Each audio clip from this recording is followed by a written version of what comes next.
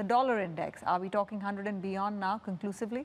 I think in the near term, there's a real possibility we could have a move towards at least 99.5, if not a move towards the 100.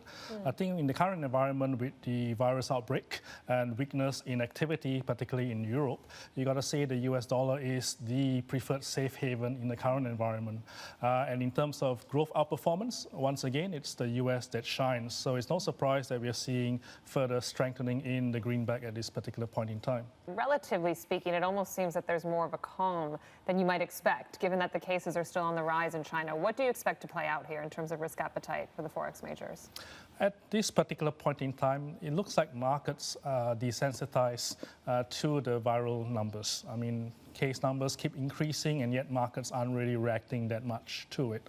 I think the next potential real test for markets and risk appetite would be the extent of the impact on economic activity, not only in China, but also the spillover effects, particularly into the Asian region. I think that's one area where markets probably aren't adequately pricing in the possibility of a more severe contraction in economic activity. Right. What does that mean for the SGD, the Singapore dollar? I think for the Singapore dollar, the MAS statement last week was pretty clear-cut. They effectively engineered a de facto easing by signaling to the market that they're quite comfortable with a weaker Sing dollar. There's still further room within the basket for more near-term weakness in the Sing dollar, and given that Singapore's economic activity will most definitely be impacted in the first quarter of this year, possibly even go into contraction. I think there's further weakness in the Sing dollar to come. I think a move towards 140 in the near term can't be ruled out. And you do like the Taiwan dollar, though, which is interesting because the Taiwan economy is also expected to be hit from this virus.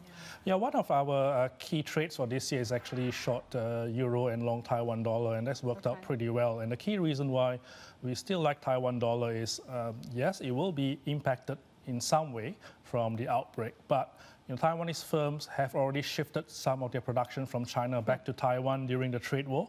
And as a result of this outbreak, I expect more activity to be shifted back into Taiwan. So I think they might actually weather this better than other economies in the region. Hi, I'm Emily Tan, and thanks for watching CNBC. You can check out more of our videos by clicking on the boxes on the screen. And don't forget to subscribe to the channel for more. Thanks for watching.